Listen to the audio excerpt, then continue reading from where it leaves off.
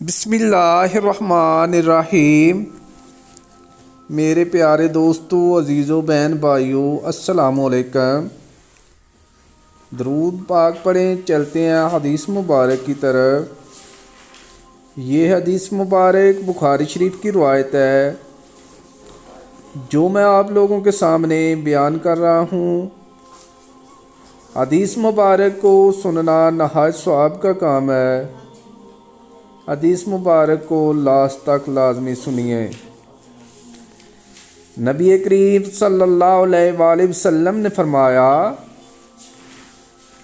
तुम क़यामत के दिन अल्लाह के यहाँ इस शख्स को सबसे बदतर पाओगे जो कुछ लोगों के सामने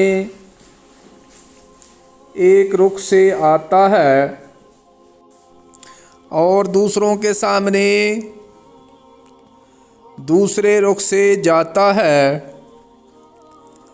मेरे प्यारे दोस्तों, अगर आप हदीस मुबारक सुनना पसंद करते हैं तो इस तरह की मज़ीद हदीस के लिए हमारे चैनल को सब्सक्राइब कर लें।